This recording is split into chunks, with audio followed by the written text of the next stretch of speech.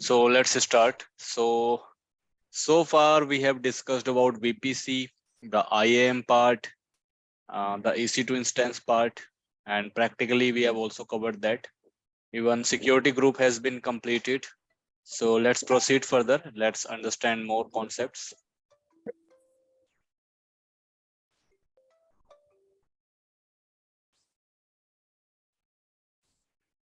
हाँ बोलो।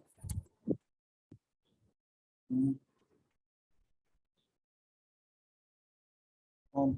अच्छा वही क्या कह रहे थे? हाँ हाँ So let's start with the topic. Which one is this?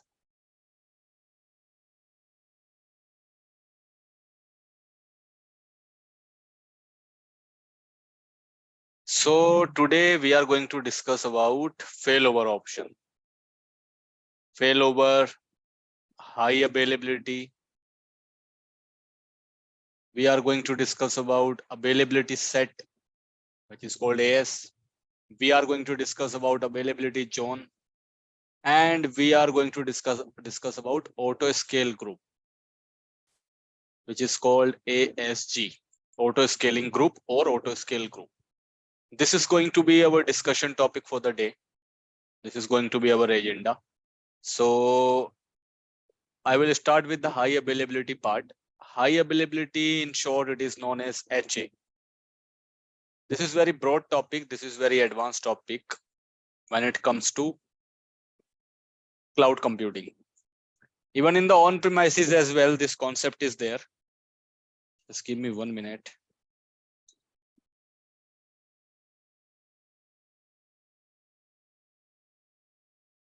Yeah.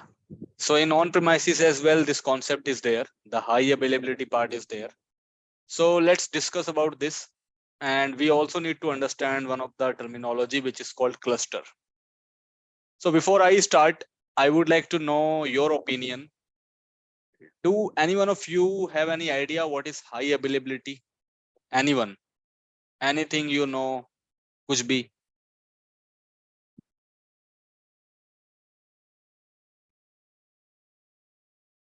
Anil, Ashfaq. The critical process. The critical process. Okay. Himanshu. Most demand. Most demand. Okay. Hello Yes. हाँ सर, एक सर्वर अगर डाउन हो जाता है तो उसके बदले और एक सर्वर जो अवेलेबल होता है, हाई अवेलेबिलिटी मींस दैट रेडुंडेंसी ना. Yeah, good. One more term you just remind me, redundancy. That is also one of the important term which we need to discuss. See, whenever we talk about the company, whenever we talk about the production, in the company the production is going on. Production means our servers who are providing the services. So that kind of setup is called production setup. Now in the company, we have a lot of servers. We will have a lot of clients.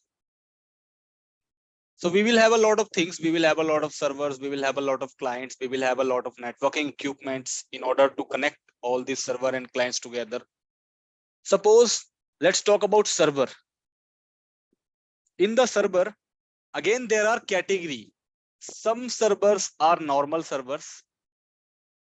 Normal server means they are giving the services, but if they are down for some time, if they are not available for some time, so it is not going to impact the company very much. The impact will not be very much.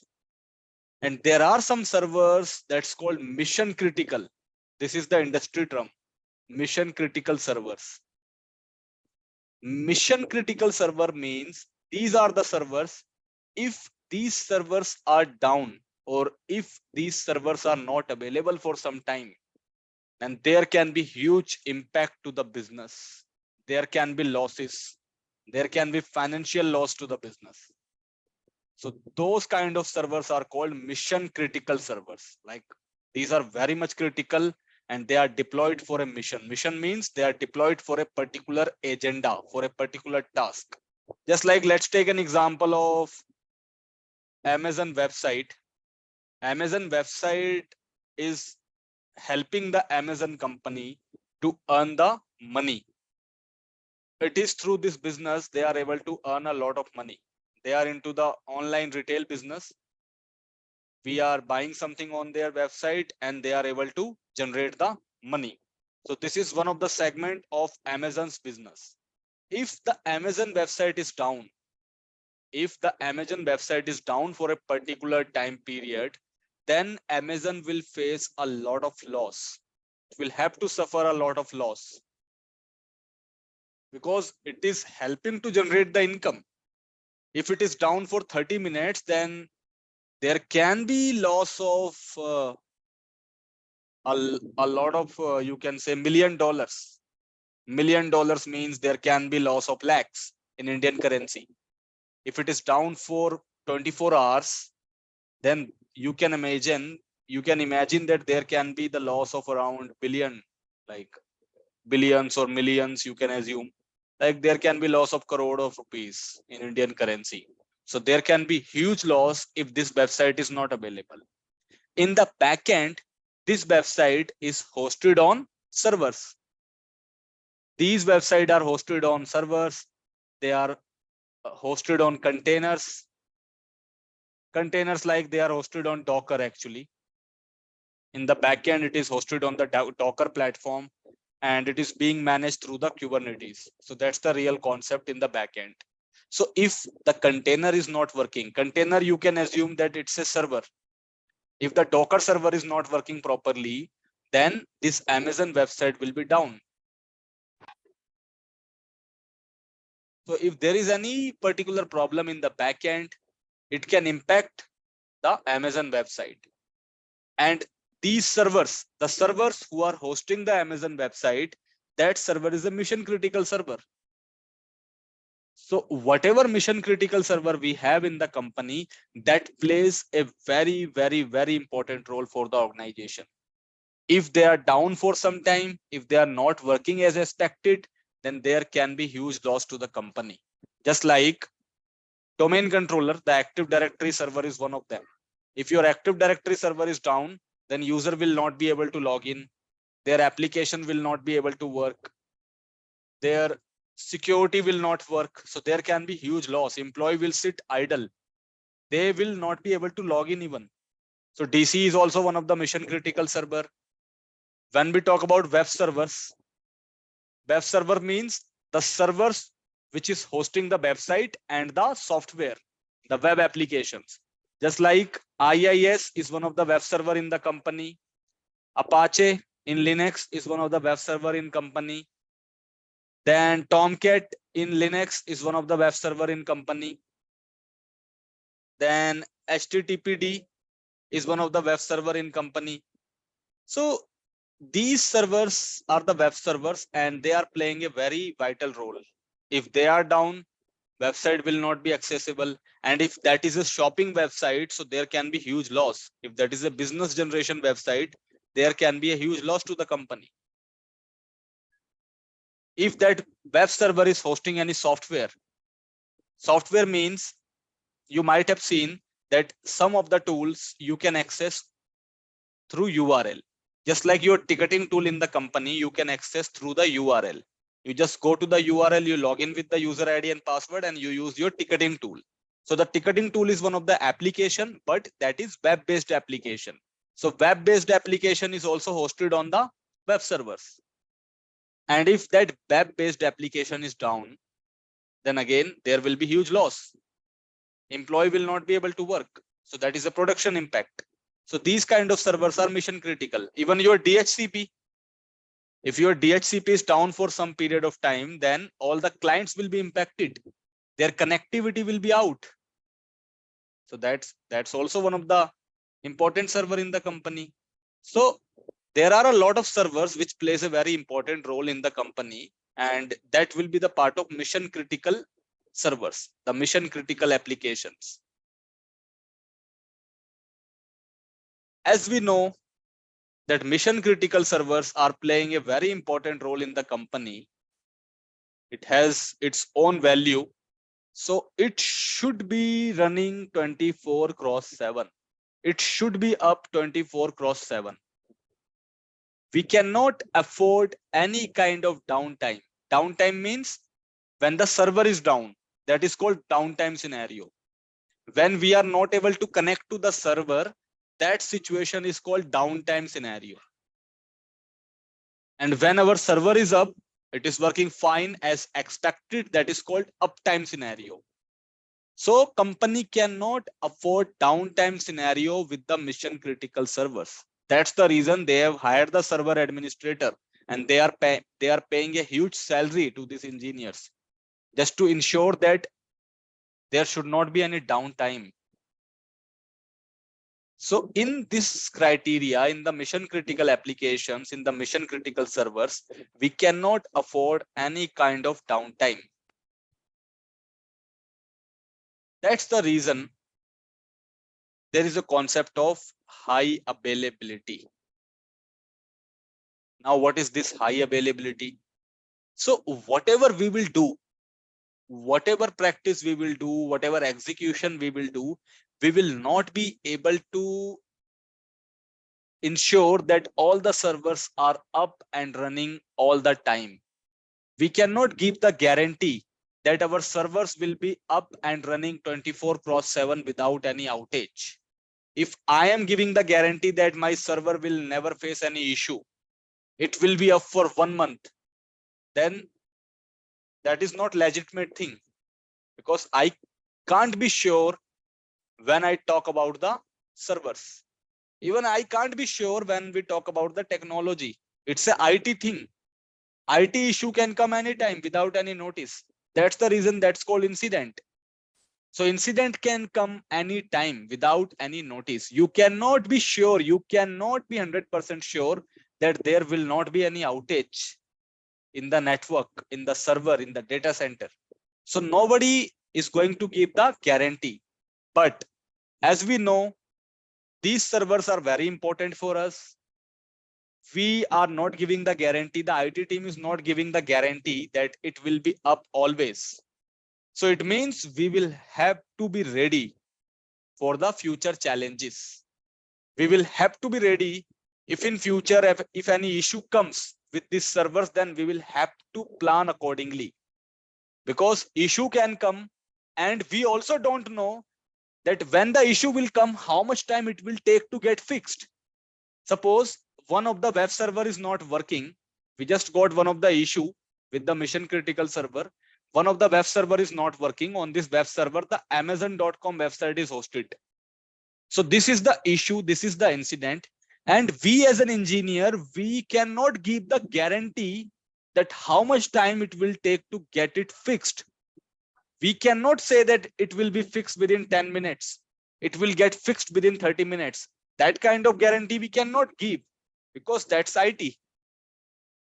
So if we cannot take the guarantee of the uptime for 24/7, if we cannot take the guarantee that within how much time we are going to fix it, then there can be huge loss. In such kind of scenarios, there can be huge loss to the business. Engineer will take their time. There will be loss to the money. People will not be able to access the website. There won't be any sales. So there will be huge loss to the business. So in such condition, if we know that that server is very critical for us, then we plan. We do the initial planning in the company. We do the advanced planning in the company. So what we do, we have the concept of high availability. It's also called higher availability concept. And in short, engineer says it HA. What is your HA setup in the company? So what is HA? HA is going to ensure, the high availability is going to ensure that if you have any mission critical server in the company, it says, this concept says that you should have the backup servers available. You should have the backup servers available. Backup servers means in case your primary server in the sense, let's take an example of web server. We have one of the web server and it is hosted on Linux. It is hosted on Linux, and on Linux, suppose it is using Apache server. Apache is the name of web server in the Linux. So on the Apache, my Amazon.com website is hosted. That's the concept. My Amazon.com website is hosted on the Apache. Apache is available in the Linux, and it is my web server. So that's my primary server. Through this server, all the users are able to access my Amazon.com website.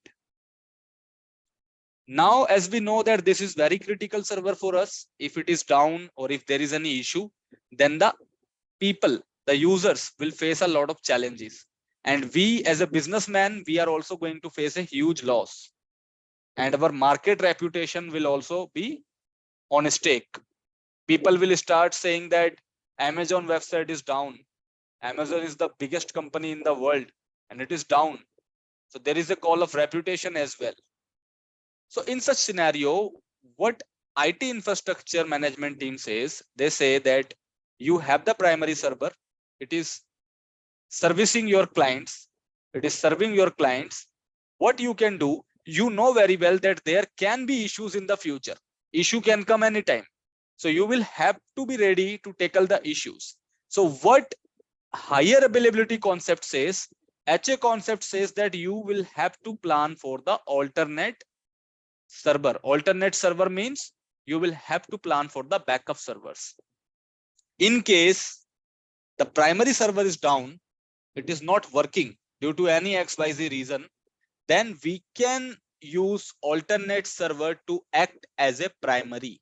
In the absence of the primary server, we can use the alternate server to serve our clients. How? Because the alternate server will have the exact copy of the services which is running on this server.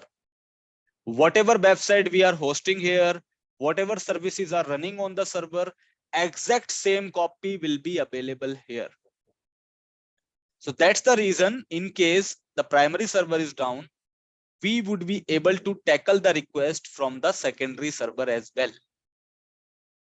So in the real production scenario, for the mission critical servers, there will be a group of servers. There will be a lot of servers for the same task. Just like take an example of YouTube. In the YouTube, the large number of video is getting processed. So they will not be having only one server. They will be having multiple servers. Even they will not be having two servers. They will be having multiple servers for the same task. They will be having the group of servers in the environment. Similarly, for Amazon as well, they will be having group of servers, group of web servers, which is taking care of the client requirement. So it won't be one, it won't be two, it will be multiple. There will be a group of servers for the big companies.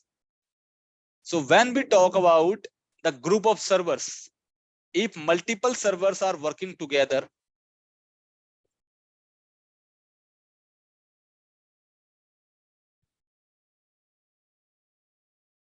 suppose this is my web server 1. I have another web server also in the company. I have another web server also, and I have the fourth web server also. And let's suppose that this is the example of Amazon.com company. So this is the web server number 1. It is the primary web server which is hosting the website of Amazon.com. This second number server is also hosting the website of Amazon.com. Third one is also, and the fourth one is also. So when we deploy the same servers, the same kind of services on multiple group of servers, that concept is known as cluster. It is called cluster. Cluster means the group of multiple servers which is set up to serve the same kind of request. Why we have set up 4 servers of Amazon.com? Why we have deployed the Amazon.com website on the 4 servers? So that if any user is trying to access the Amazon.com website, if this server is not capable to process the request can be forwarded to another one. If this is not able to process the request can be forwarded to another one. And anyhow, the user should be able to get the Amazon page. That's the reason we have deployed multiple servers for the same task. So that concept is called clustering solutions. So what is cluster? So cluster is the group of multiple server which is working together, which is working in a group to serve the same kind of request. And the process to create the clusters in the company is known as clustering solution. Understood? Any question, any doubt so far?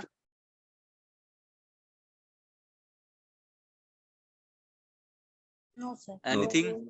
No. Okay, good.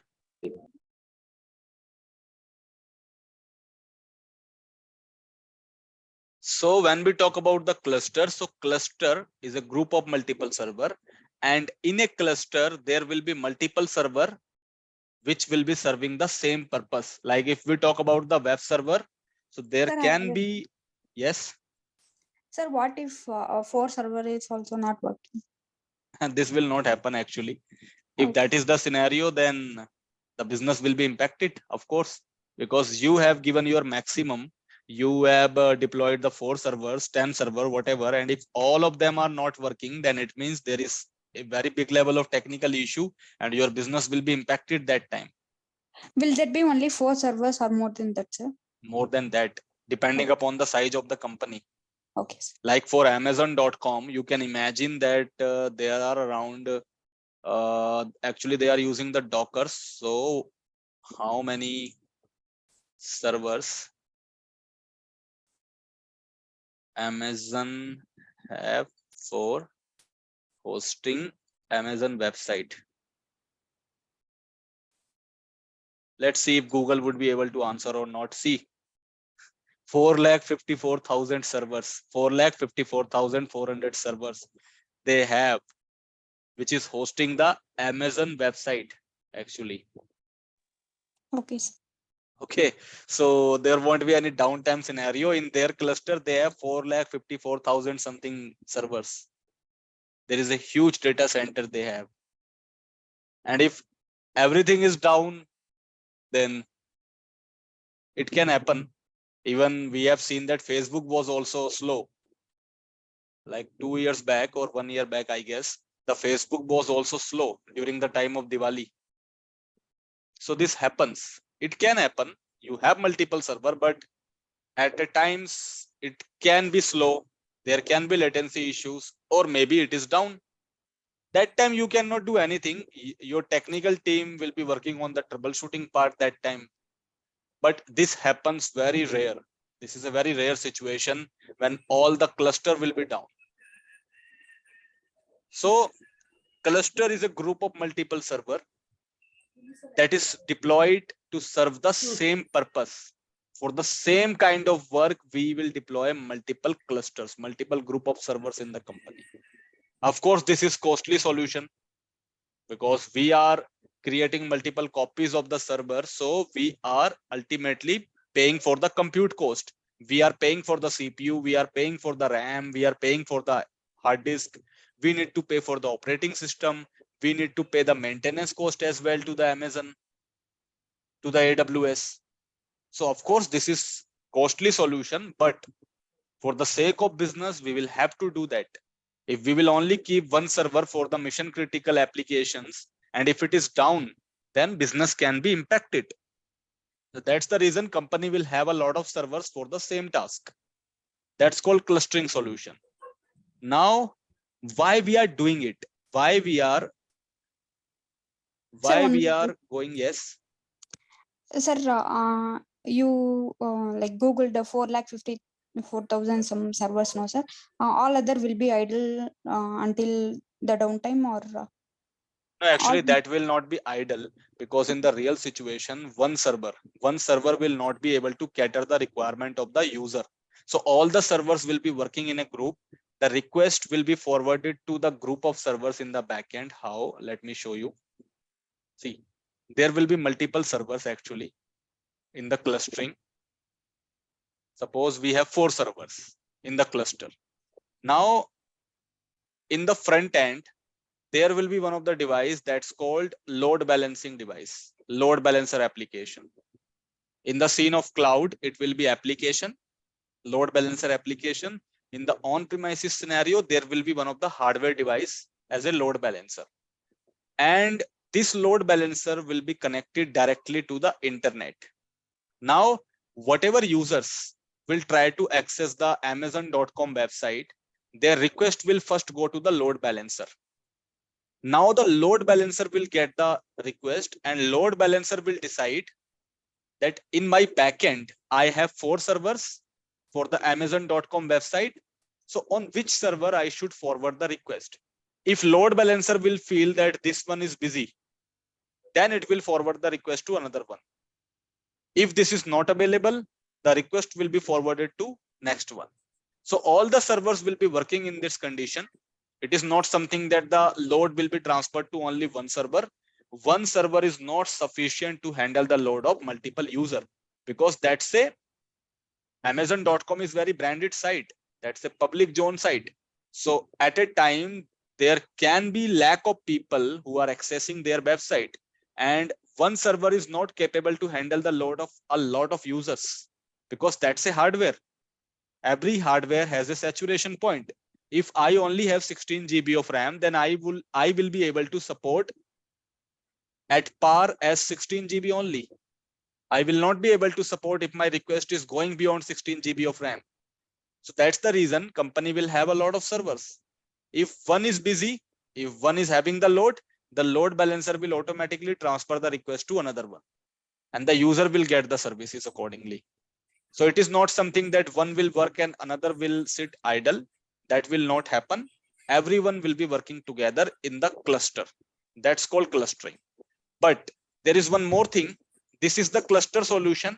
In the cluster solution, every server will be actively working. If 2 are down, then another 2 are still available. So there won't be any downtime scenario.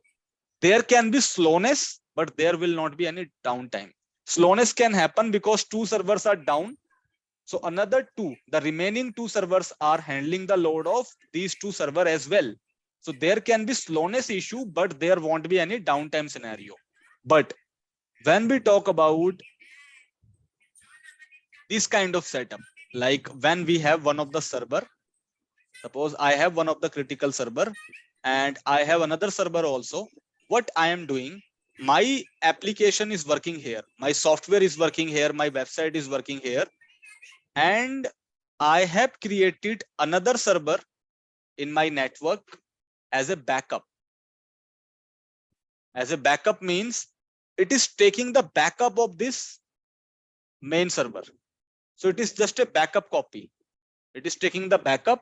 Whatever is available here, it is just taking the backup of it. In case if this one is down,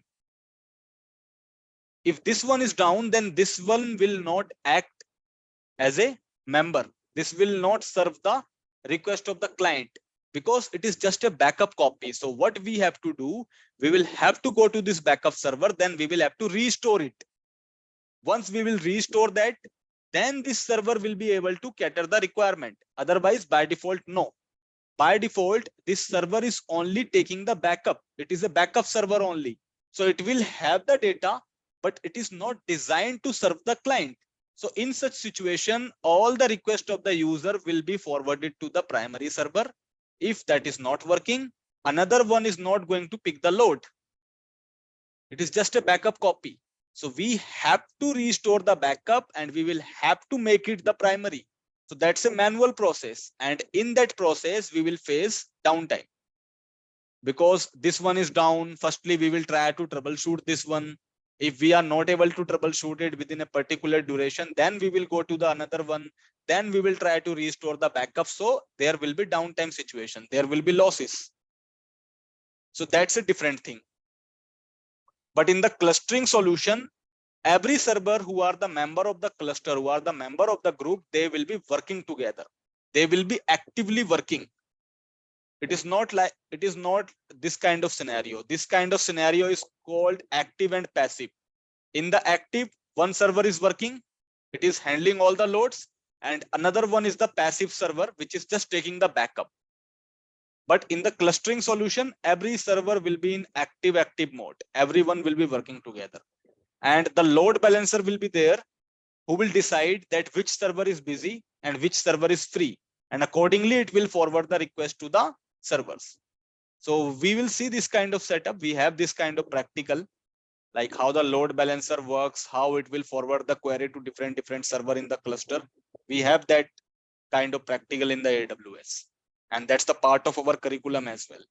But for now, just tell me, have you understood what is clustering and what is a normal backup scenario? Any question, any doubt? No, sir. Also, Good. So again,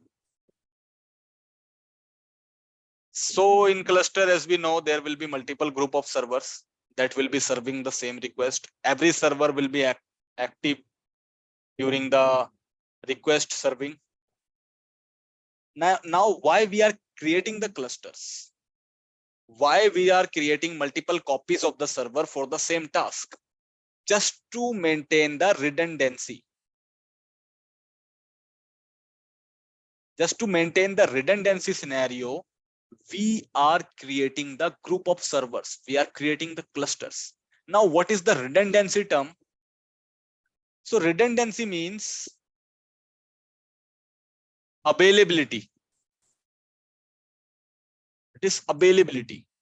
Now, what is availability now? So, as I told you, in the cluster, we will have multiple servers depending upon the size of the organization, depending upon the user base. Suppose we have 4 servers in a group. They are hosting the website of Flipkart. Users are getting the website of Flipkart from these servers. What is redundancy meaning? Redundancy means that due to any technical issue, if one is not available, then it should not impact your production. Your production should be up and running all the time. If it is not available, another one should be available to serve the request. If another one is not available, then the next one should be able to cater the requirement. So that concept is called redundancy. Redundancy means always available, availability. If one is not working, it should not hamper my production. Next one should be able to cater the request. That concept is known as redundancy and the availability. Just let's take an example of DHCP server. If my DHCP server is down in the company, all the client will be impacted directly. They will not be able to get the IP. They will not be able to connect to the internet. Their printer will not work because the IP is not there. APIPA is there. So they will be out of the network. So for this kind of setup, again, they will have the secondary DHCP in company so that we can maintain the redundancy. If one server is not available, at least we have another one available who can serve the request of the IP addresses. When the primary DHCP is not working, we can have another DHCP that can provide the IP addresses to all the clients. So that is the redundancy concept. So through this concept, we can avoid the downtime scenario. We can avoid the losses to the company. So redundancy means always available, the availability part, like how we can create our servers in a redundant mode. So the example of redundancy is clustering solution. In the clusters, we will have multiple servers that is serving the same kind of request. So that is an example of redundancy. So in case one is down, we have the backup available. So redundancy concept, cluster concept is discussed, and why we are creating the clusters, why we need the redundancy so that we can maintain the higher availability. We want to maintain the high availability. High availability means we want that our servers should be available all the time. But it is not possible that it can be available all the time because that's a technical issue. If suppose one server is down, again, there will be some minutes of downtime. There will be some minutes of downtime if one server is down, because if they are in the cluster, then there won't be any downtime. There will be latency issue. There will be slowness because now one server is down and another one in the group is handling the load. But if we have not set up the clustering solution, if we have the multiple server, but they are acting as a backup. So in such situation, we will have to restore the backup first. Then we can make it available. So during the restore period, it will take time. So there will be downtime scenario for some minutes. So why the name higher availability is given? Higher availability means we can set up that kind of environment where we can get the maximum number of availability for our servers. We cannot reduce it to 0%. That's a technical field. Issue can be there. Suppose all the cluster is fail. Entire cluster is not working. There is a power failure. The power supply is not there on the cluster. Then that will be the downtime scenario. So in order to make the data center, the infrastructure highly available to all the clients, there is a clustering solution. Why we are creating the cluster? So that we can maintain the redundancy in company. To whom we are going to create the redundancy? So we will create the redundancy for the mission critical servers that we want that it should always be available 24/7 to serve the request of the client. Now understood what is this concept all about? Yes, Seth. Sir, suppose we have clusters of server, and if one server got failed, during that process, request of that server has to be transferred to the alternate server. So Yes. during the process of shifting the traffic to the other server, is there a few seconds of downtime? It depends. It depends what kind of load was there on that server. Suppose there was the load of 10,000 users on that particular server, and that server is down right now.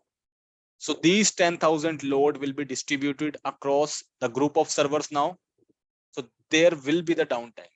There will be a fraction of downtime because now the request will be sensed by the load balancer again, and it will be forwarded to the another group of servers. So there will be downtime of fraction of seconds.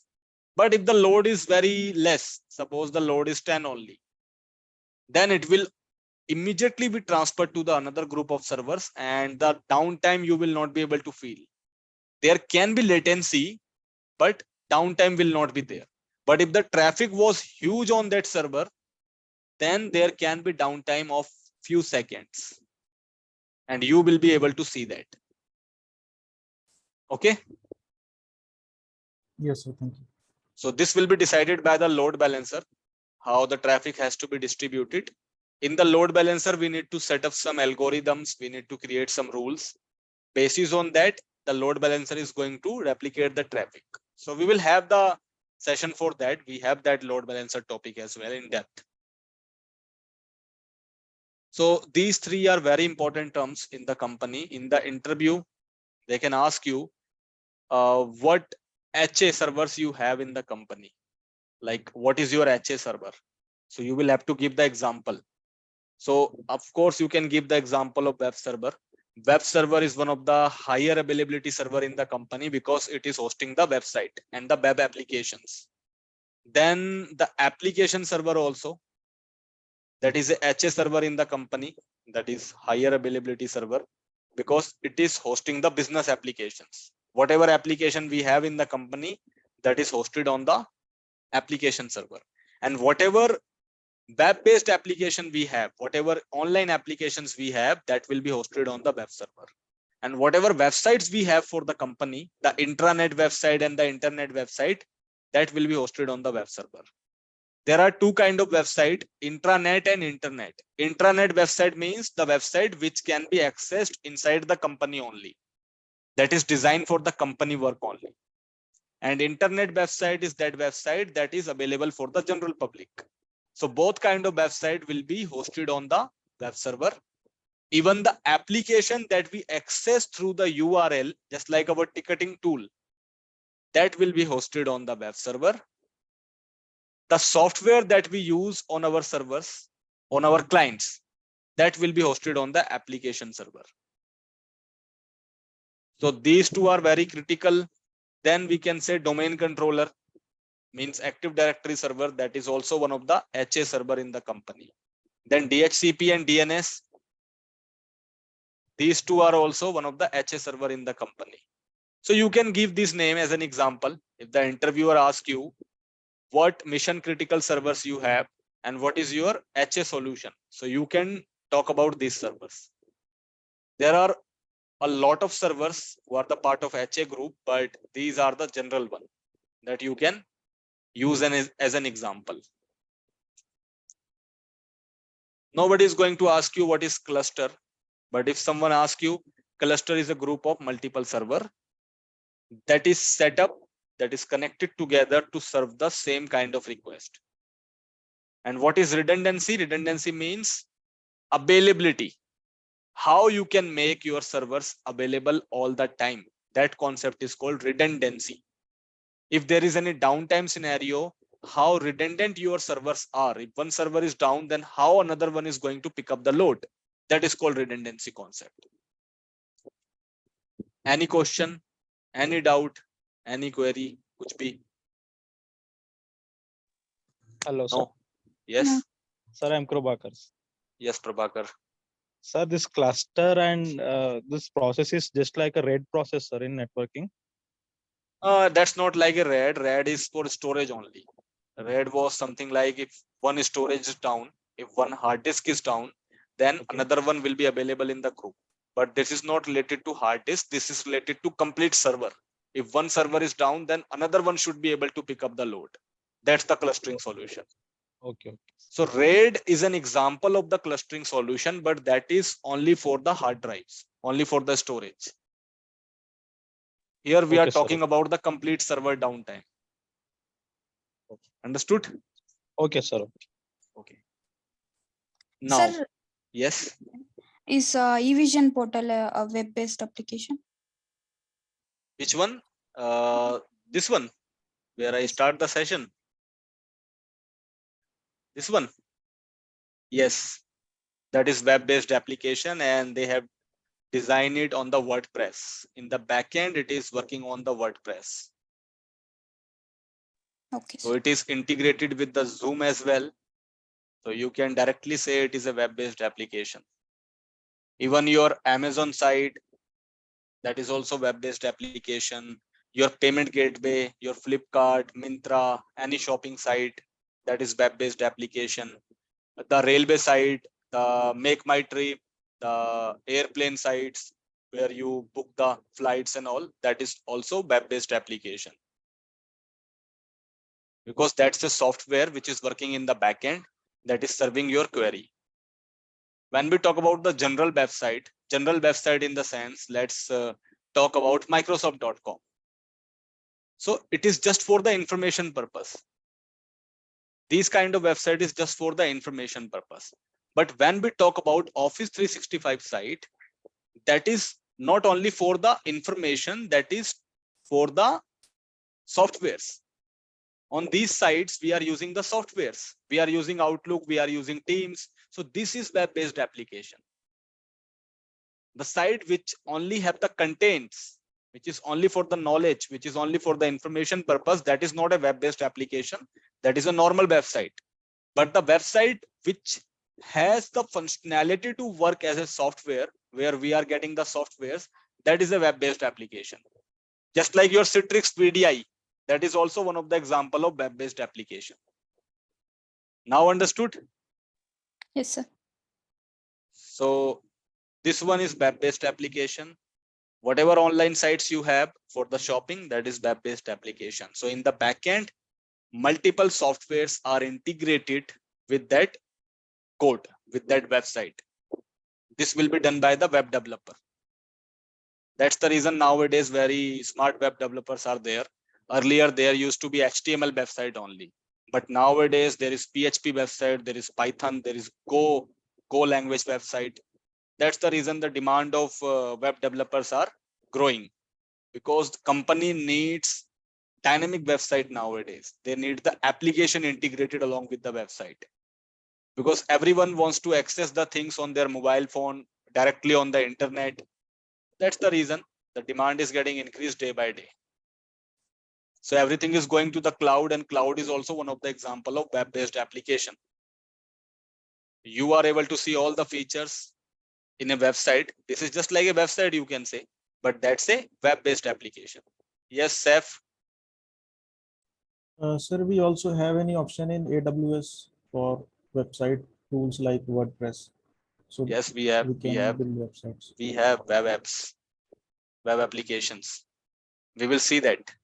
In order to host the website, we have a platform as a service solution, PaaS solution, that's called web app. So we have that in the AWS, in Azure also we have, in GCP also we have.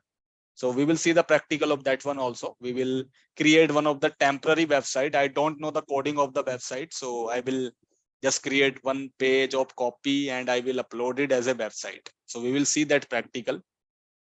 After 2 or 3 classes, the time will come when we will see those kind of practicals. The load balancer, the VPN, the gateways, then these kind of practicals will be introduced. So now in the cloud, specifically in the AWS, what kind of higher availability options we have? Because our infrastructure is hosted on the cloud environment. So if I am using my servers here, if I am talking about the on-premises scenario, then in on-premises, what we do? In the on-premises, we create the cluster. We create multiple copies of server and we will feel very easy that, okay, if one server is down, then another one is going to pick up the load. So we will set up a lot of hardware servers in the company, in the data center, if it is on-premises scenario, and we will create multiple copies of the server together. Then we will set up the cluster solution and we will be free. But what about the cloud scenario?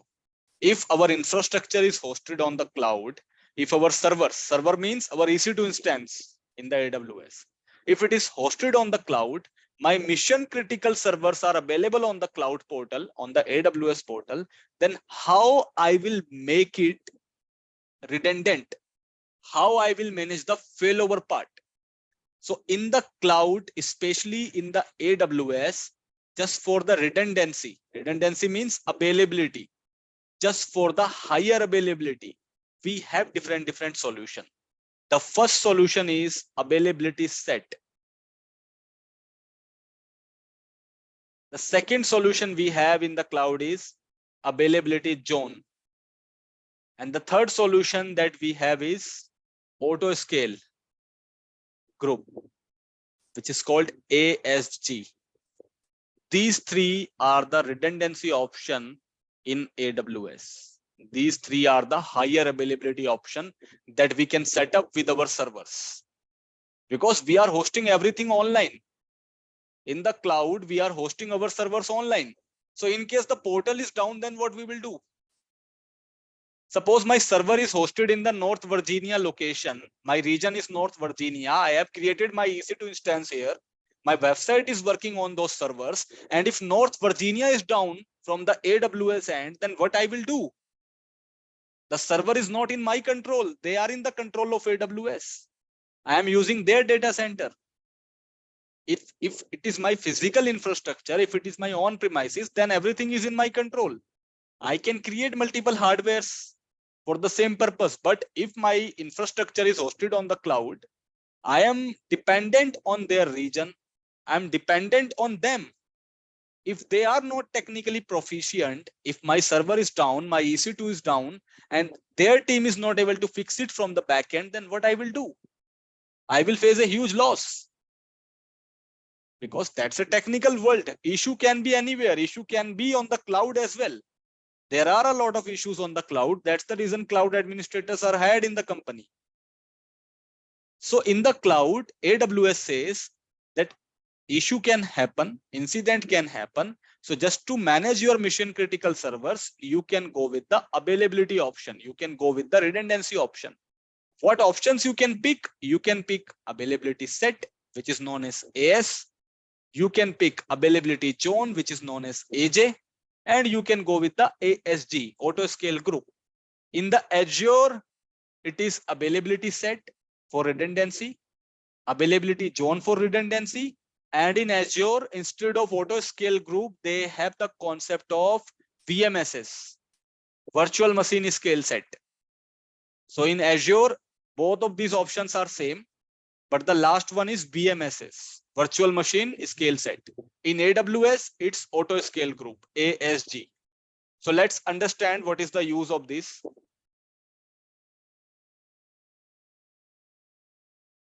Let me pick one of the node. I will pick one of the Azure node. I have this already created for the Azure people. So the concept is same. I will use the same diagram. Suppose you have, let's understand our situation. Suppose you have two servers. You have two web servers, which is hosting the website. And you have created that website in a particular, you have hosted those servers in a particular region. You have selected one of the region in the AWS portal and you have created two EC2 instances over there. EC2 instance means your server. And in that EC2 instance, you have created two web servers. You have set up two web servers in a cluster and you have hosted one of the website. Your website is running on these two servers, on these two EC2 instances. That's our infrastructure. We have two servers, that's called EC2 instance, and our website is running on these two servers. Means these two servers are the web servers. The first concept is availability set. In the backend, what is happening actually? I will select one of the region from here. Suppose I want to create my resources in the East US location. I will select the region. I will create the EC2 from here. It will be created in the North Virginia. But in the backend, what is actually happening? In the North Virginia, AWS will have one of the physical data center. That concept we have already discussed multiple times. Just like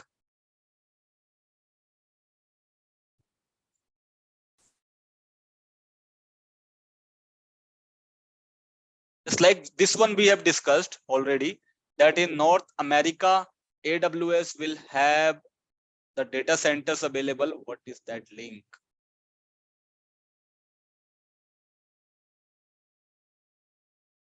If you remember, I have given you one of the link where the list of data center was available.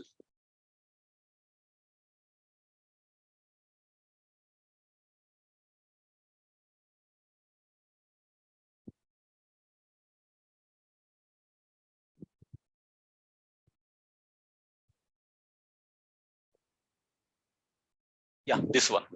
They have changed actually. They have changed the user interface. So if I talk about the North America, suppose I have set up my server in the North America. My region is North America. In the North America, actually what is happening?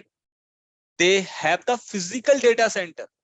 AWS will have the physical site. And what physical site they have? So in North America, they have the physical site in US West, origin location, US East, Northern Virginia, US West, Northern California, and US East Ohio. The same thing is showing here. If I go to the portal, if I go to my AWS portal, here you can see, if I click on the region part, in the East US, the location is North Virginia. In the East US, the location is Ohio. In the West US, it is North California. And in the West US, it is Oregon. The same thing is showing in the website. So in the backend, AWS or any cloud provider will have their physical data center in different locations. So in the North America, they have 4 data center location. In the 4 data center location, they have the physical setup. They have the physical servers and they are giving the facility of renting. These providers are giving you the facility of renting. They are charging you the money and you are using these data center services for your servers. Now,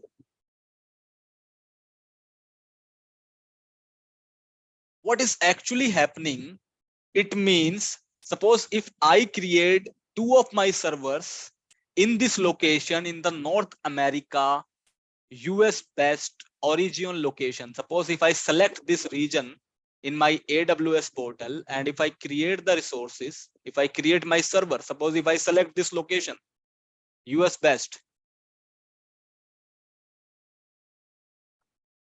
Suppose I have selected this location now, US best original location. And if I create my server, it means in this location, whatever physical servers they will have available, my EC2 instance will be created there. My servers will be created there. And in the typical data center, what happens in the data center in the backend, what happens? They will have racks. They will have multiple racks like this, because that's a huge data center. They are serving the cloud. So they will have multiple racks in their data center, in their physical site. I'm talking about AWS. Just focus on the AWS part. The concept is same for every cloud provider. So they will have multiple racks. On these racks, they will have multiple servers. The servers will be connected on these racks. Just like this, let me show you the real servers. In the very beginning of the session, I had discussed about blade server, rack server, tower server. So this is the actual server. This is the real server in the company, the hardware one. So there will be rack.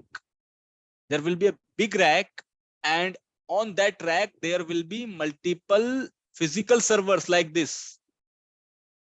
These all are the servers. This is not a switch actually. This is the server. See, this kind of servers will be there in the company, in the data center location. This kind of. So it will be the part of rack. The server does not look like our normal computer, our normal laptop. It looks like this. These are the servers. Server can be of Dell, HP, Lenovo, Dell EMC, PowerEdge. So they made the server. And on these servers, we install our server operating system and we create our servers. So in the reality, there is a hardware. Even in the on-premises also, in the data center, there is a hardware that looks like switch. And that will be fitted on the rack. See, it will look like this. Now, as we know very well that they are connected in a rack, if one rack is down, suppose I have launched my EC2 instance in the North Virginia location. This is the North Virginia data center. I have created one of the EC2 instance. What I do, I just go to the portal and I just create the server. That's very easy. I just go to the instance, I just launch the instance, I fill the detail and the server gets created. But in the backend, what happens? The server is getting created in one of the physical server, and that physical server is available in one of the rack, one of the physical rack. Suppose on this server, where my pointer is currently dragging, on this physical server, you have created your EC2 instance. In the backend, your EC2 instance got created on this server. And this server is the part of this rack. On this rack, we have suppose 1, 2, 3, 4 servers, 4 different servers. This rack will be getting one of the power supply. It is operated from a power, from the electricity. So there will be a power supply on this rack. On all the servers, there will be power supply. There will be electricity. Otherwise, how we will use them? So in order to use them, there will be power supply, there will be electricity. Suppose the power supply of this rack is not working. There is a fault in the electricity of this rack. If there is any electricity fault, it means 1, 2, 3, 4 servers will be down. And on these 4 physical hardware servers, suppose 200 EC2 instances are running for different customers. Suppose 1, 2, 3, 4 hardware servers are using the virtualization technology, and these 4 servers have 200 EC2 instances running for different company. For example, HCL is using AWS, suppose Barclays is using AWS, Wipro is using suppose AWS. So their EC2 instances are available on this rack. And this rack is down because of the power supply issue. It means 200 EC2 instances, 200 servers on the cloud will be impacted. This can happen. And this rack is in the control of AWS, not your company. So in this situation, there is a downtime scenario. And it's not in your control. It's in the control of AWS. And this can happen. Electricity outage can happen anytime. Although we have the power backup in the company, but suppose both the power backups are not working. We have two power supply in the company. In the ATX, there is a ATX device in the company that maintains the power failover. So if one power is down, suppose, so another power will be handled by the ATX. But suppose the entire ATX is down. There is a ATX device, automatic transfer switch. It looks like this, and this is responsible for power management. Suppose this entire ATX is down, which is connected to the rack. So who will give the second power supply source? Complete power is down now. Complete rack is down. 200 EC2 instances are impacted. That's the reason. This can happen in a big data center. That's the reason there is a concept of failover. There is a concept of redundancy. So in the cloud scenario, just to manage the redundancy, just like I have given you the first example, we have three concepts. And the first one is availability set. What is availability set? So availability set is the combination of fault domain and update domain. It is the combination of your fault domain and update domain. It is same in Azure as well. It is same in AWS as well. So don't think about this Azure part. I'm just referring the notes. So availability set is the collection of update domain plus fault domain. Now, what is this update domain and what is this fault domain? So as we know that our servers, our EC2 instances will be hosted on a particular region. Suppose we have created EC2 instances in a West Europe data center location.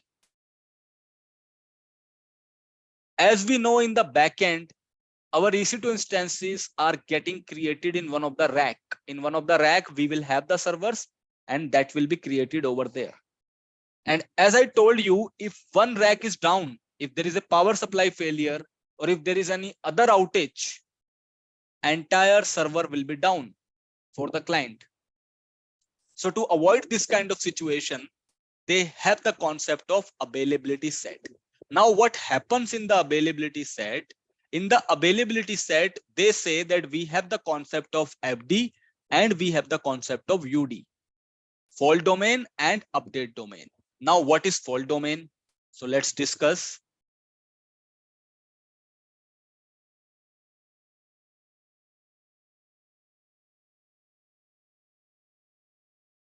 So let me copy this one.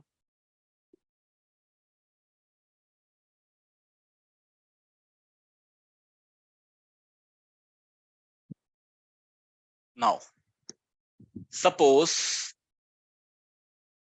this one, the FD0, suppose this is your rack number 0, rack number 1. Suppose this is your rack number 1.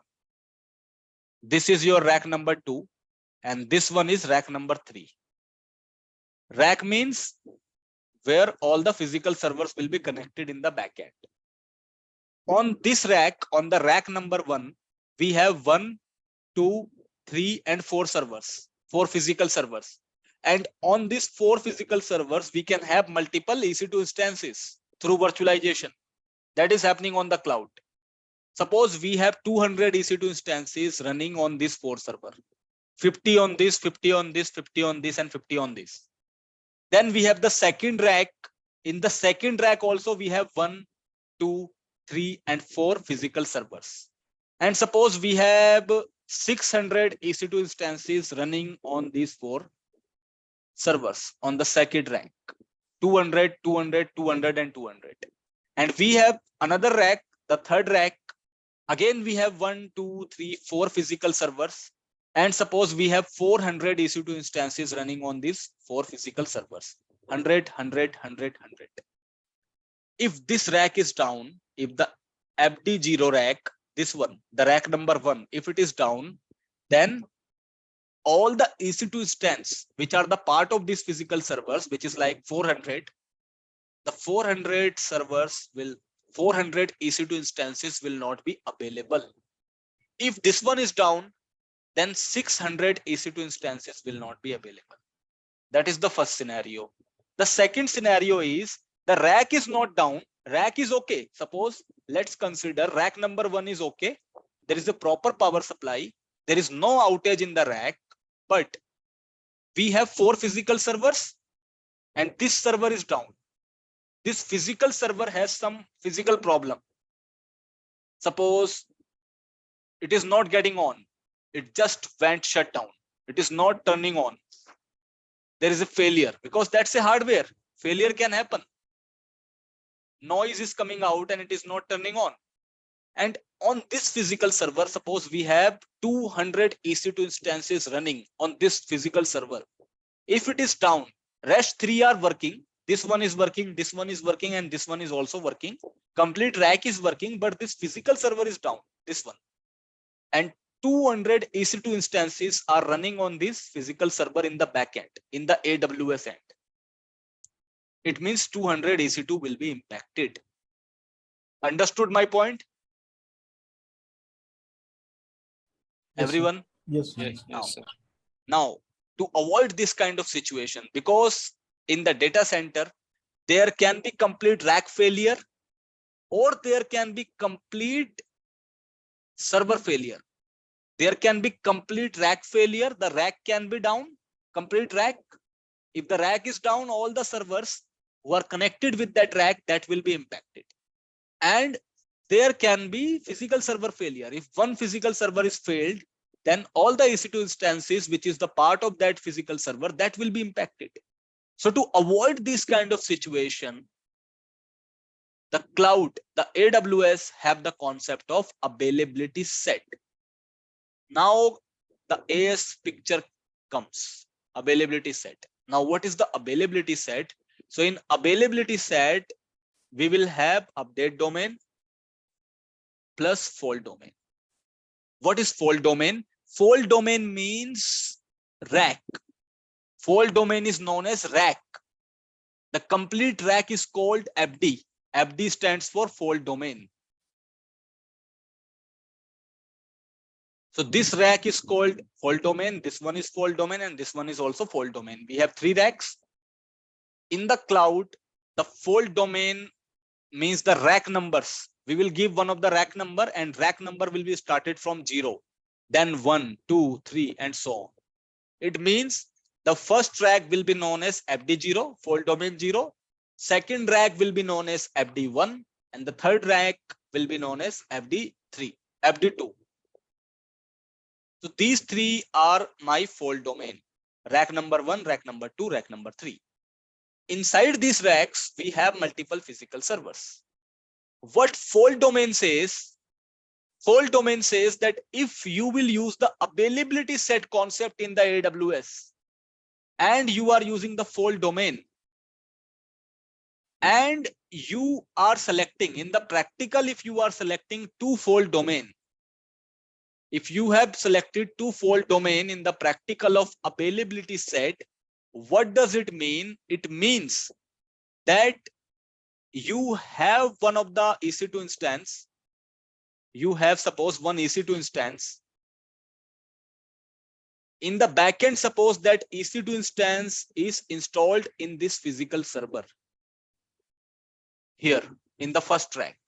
If you have taken the option of 2 fault domain as the part of availability set, it means it is going to create 2 copies of the same EC2 instance in 2 different racks. Means one copy is available here. It can be in any of this physical server. Suppose it is available here. It is installed in this physical server in the rack number 0 in the rack number 1. If you have selected 2-fold domain, so one more copy of the same EC2 instance will be created in another rack also. Suppose in the second rack, in the FD1, another copy got created for the EC2 instance, and that is saved here. It is available here. So by chance, if the complete rack is fail, if the FD0 rack is fail, still we have our server available in the second rack. That's called availability set fault domain. If this rack is down, still we have another server available in the FD0 rack because we have 2 copies now. That's called availability set fault domain concept.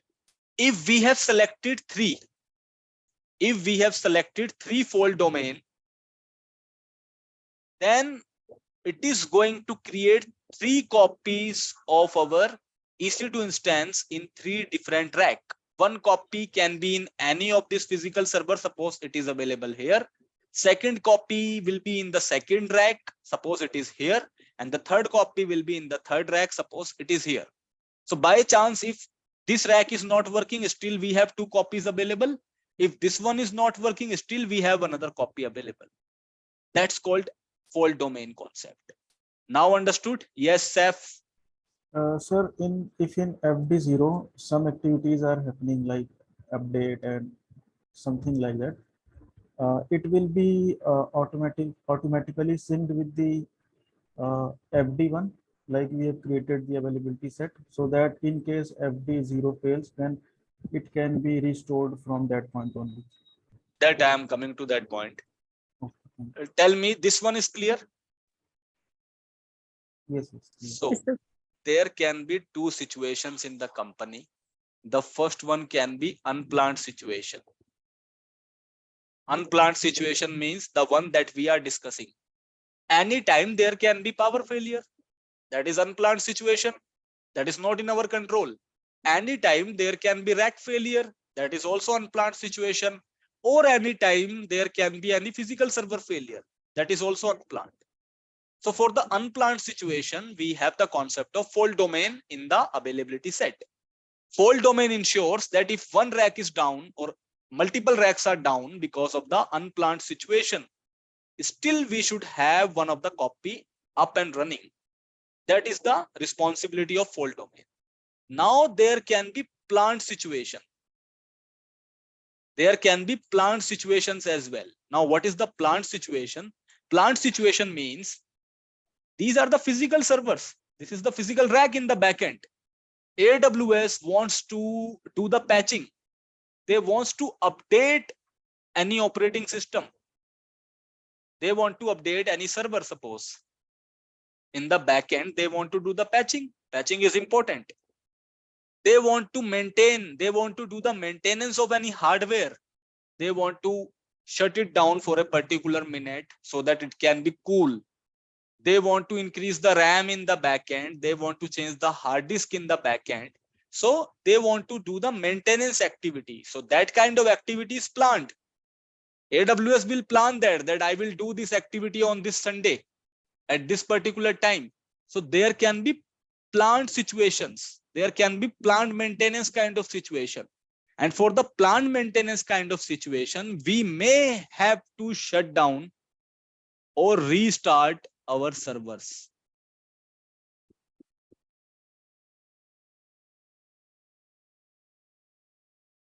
During the planned situation, if I want to do the maintenance of any of the rack or any of the server, I will have to shut down that particular rack or I will have to shut down that particular server, because I cannot do the maintenance. After the maintenance, at least I will have to restart my server. If I am changing any RAM, I will have to shut down my server. If I am doing the patching activity in my window, I am doing the Windows update, then I will have to restart the server after the update is completed. So either I will have to restart my server or I will have to shut down it, but that will be planned. So for the planned situations, there is a concept in availability set that is called UD, update domain. What is the meaning of update domain? Update domain says that if there is any plant situation, if AWS wants to do anything plant, if they want to do any maintenance, if they want to do any patching, then in that kind of event, they are not going to shut down or they are not going to restart the complete rack together. Even they will not restart the complete server together, but that is not possible. Suppose I want to do the patching activity on this physical server, I will have to restart this. And if I will restart this one and 100 EC2 instances are running on this physical server, those 100 EC2 instances will be restarted in the backend. That is the impact. So to avoid this kind of situation, there is a concept of update domain. There is a concept of UD. What UD says, UD will be started from 0 again, UD 0, UD 1, just like fault domain 0, fault domain 1. So FD means rack, UD means the servers inside the rack. FD means complete rack, that's called fault domain, that will have the power supply. And UD means the server, the physical servers which is placed in the rack.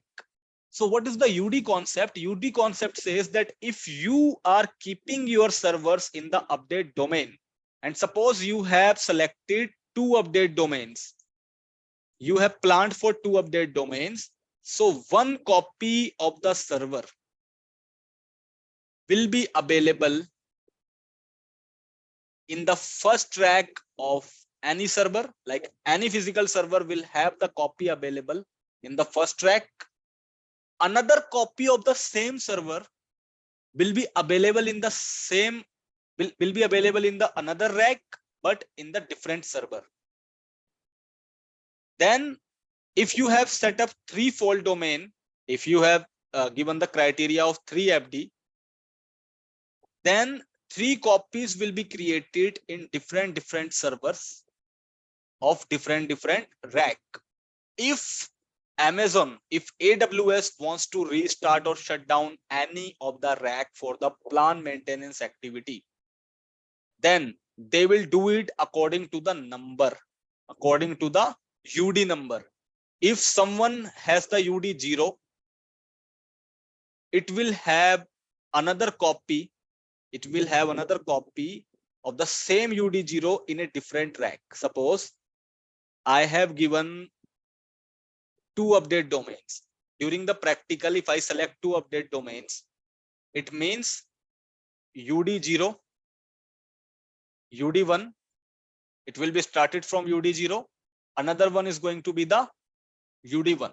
So UD 0 and UD 1, they will be combined together because the copy of the same server is running in the UD 1 as well, which is running in the UD 0. So they will be combined together.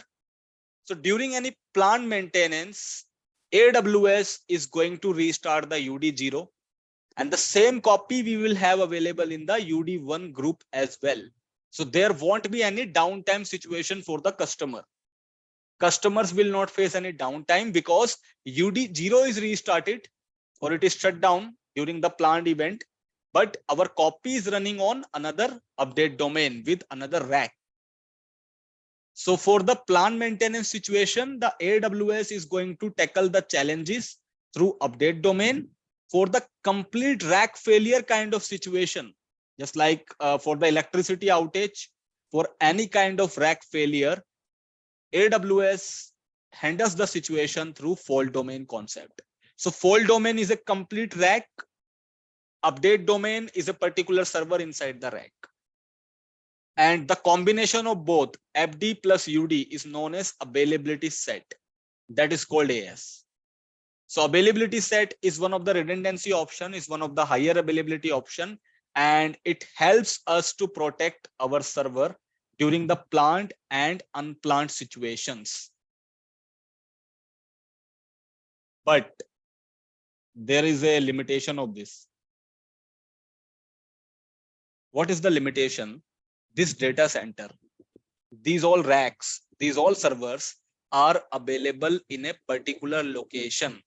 Suppose these all servers are available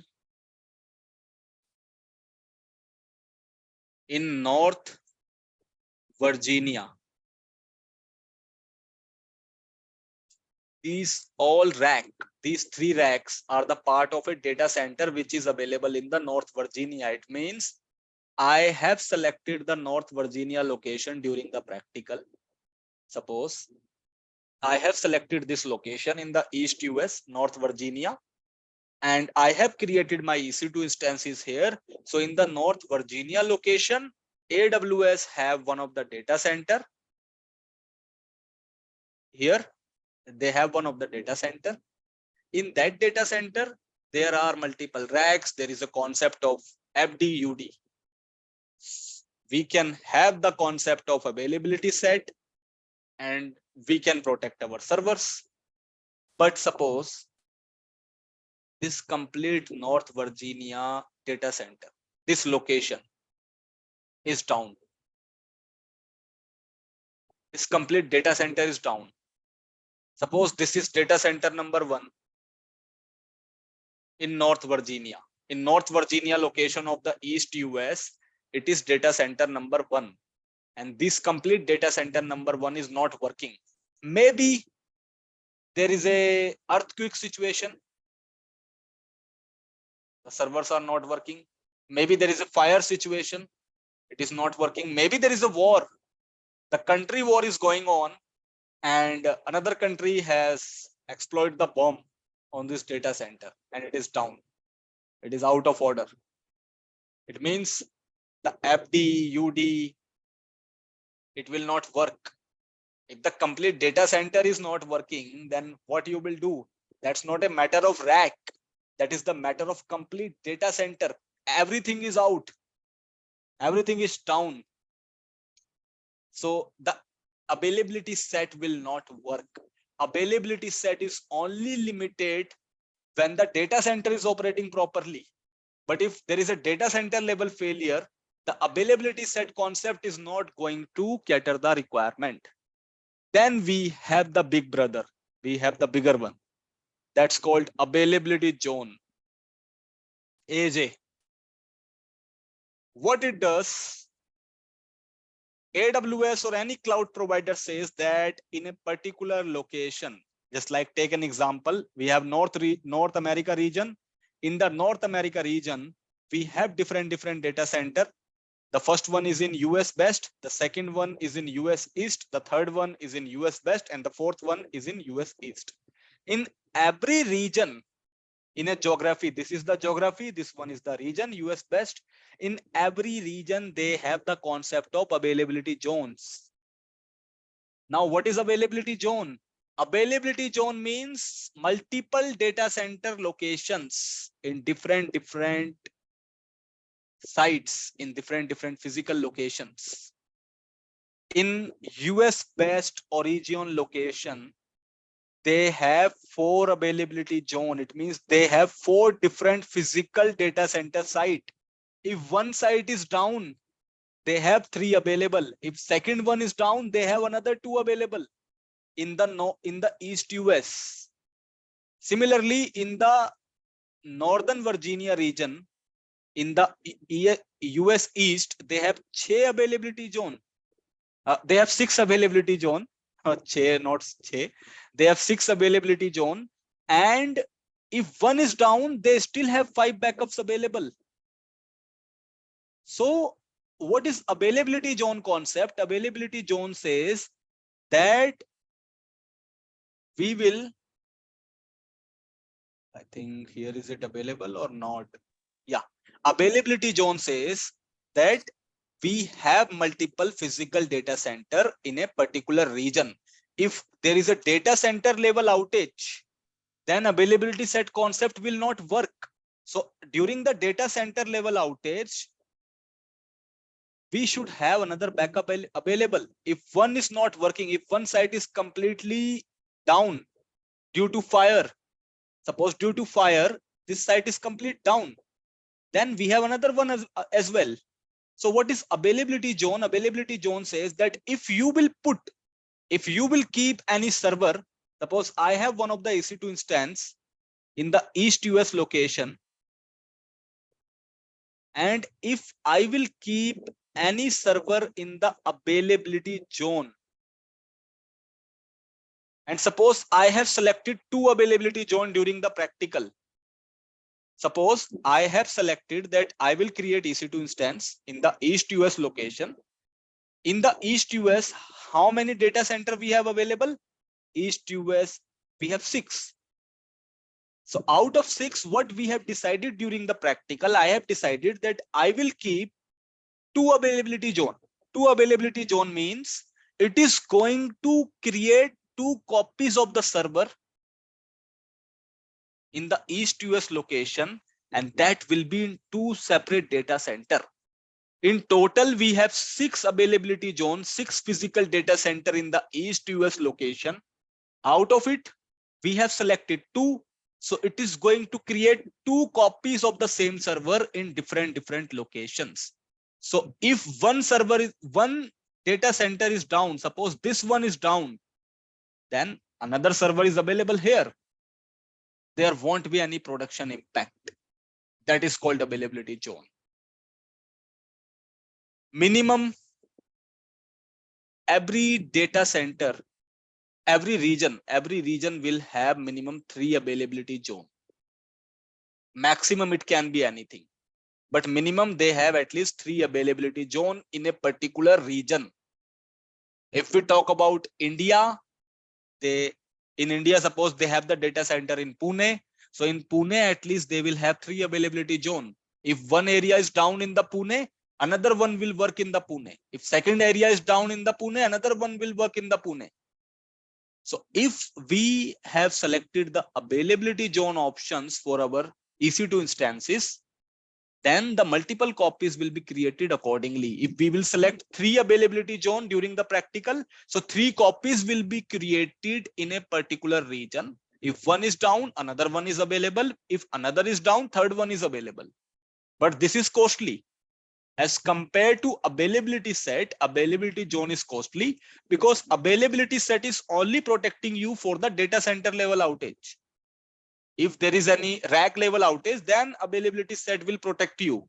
But if the complete data center is down, complete site is down, then it is not going to protect you. So then comes the picture of AJ. So this one is costly as compared to this one. This one is the cheapest service. And this one is costly as compared to AS. Understood these 2 concepts, AS and AJ? Yes, sir. Now suppose there is one more thing that is very advanced level thing. But just for the overview, I am telling you, suppose complete East US is down.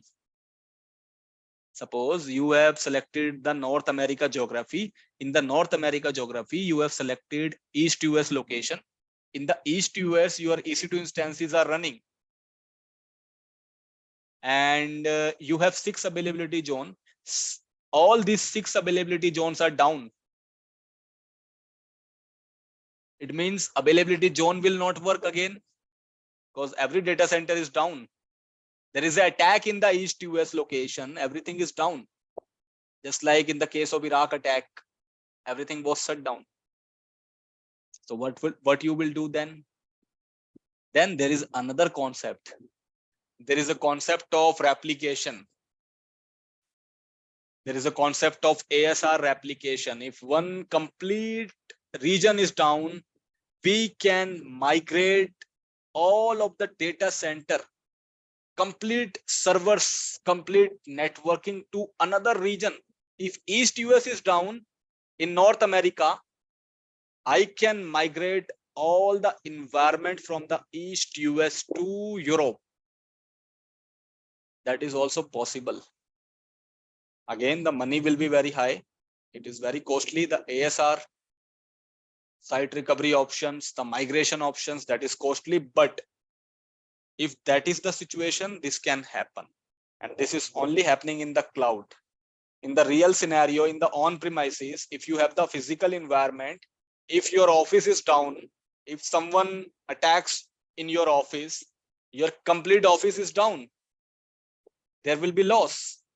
And you are not in a condition to shift the office at the same time to another country. That is costly. That is not possible actually all of a sudden. But in the cloud, it is possible. In the cloud, if one complete region is down, one complete geography is down, complete country is down, you can migrate your complete infra from one to another region, one to another geography. That is possible in the cloud. That's the reason everyone is crazy about cloud, because it will help you to keep your business up and running always. But you will have to pay the cost, of course. So availability zone protects your environment from data center level outage. If one data center is down, another one will be available in the availability zone. We can have minimum 3 availability zone in a particular region. Maximum can be anything. And from this link, you can see how many availability zones we have in every AWS location. So I have pasted this link in the chat box. You can refer this link and you can increase your understanding. When it was launched, in which region it is available. So you can just have a walkthrough. You can just check. You can just refer this one. In total, how many availability zones AWS has around the world? So it has 31 geography, 31 country location. It has 15 availability zone in different countries. 15 availability zone in the sense, here 15 more availability zone concept means in a particular data center, maximum 15 availability zones can be there. That is something it is talking about. In total, it will have around 99 availability zones. See, it has total 99 different physical locations in 31 countries. In 31 countries, it has 99 physical data center location, and maximum it has 15 in a particular region. And if we talk about the Azure,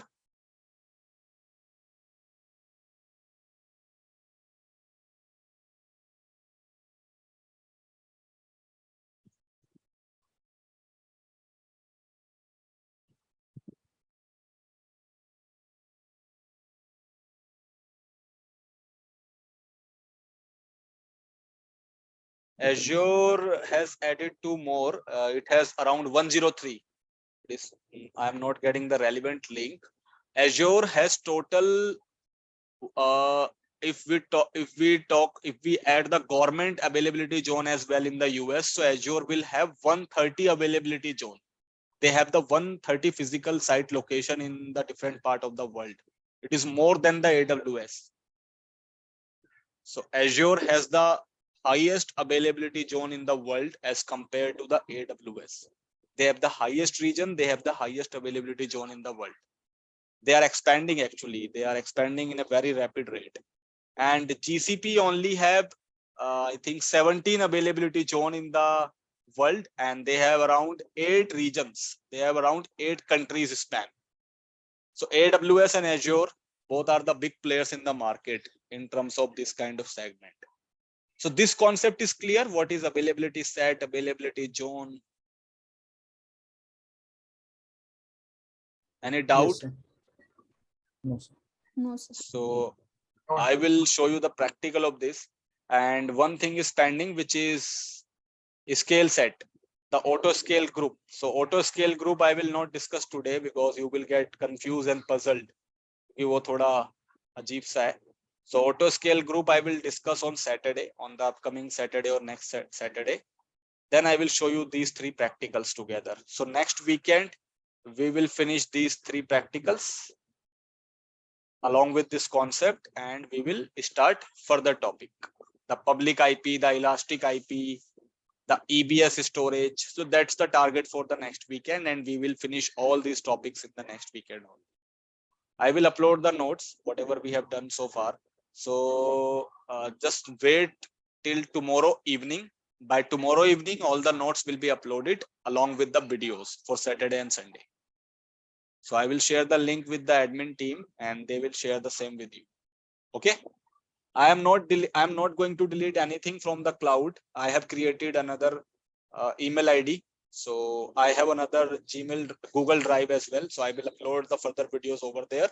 And the older link that you have for the AWS, that will remain intact. I'm not going to delete anything from there. It will be there. Just for your safety, you can download the videos because you all have the full rights. So if someone else will delete the videos from there, then you will not be having the backup. But I am not going to delete anything. So the older link will be there. You can refer the old link for the old videos, and the new link that I shared in the last weekend. I think you have got the new link as well. So in that new link, I will upload another videos and the notes. So there will be two links now, the older one and the new one. And both will have the different Google Drives. Okay. Okay, sir. So let's connect next weekend then. Yes, Seth, any question? Sir, actually, tomorrow I have asked one question. Mhm. I raised the concern for the how eVision will manage our experience. Yes, that And- I could not discuss today because they were not available actually. So I have noted down the point. I will discuss this probably by tomorrow, and on Saturday I would be able to give you the answer on this. Okay. Okay, sir. So because everyone has I guess everyone has the same concern. Yeah, I will discuss with the Yeah, admin okay, team. So they were on leave actually. It's holiday for the eVision. It's Sunday. So I will discuss tomorrow and I will get back to you by the Saturday. Okay, sir. Thank you. Okay. So have a good night. Bye. Thank you, sir. Thank you.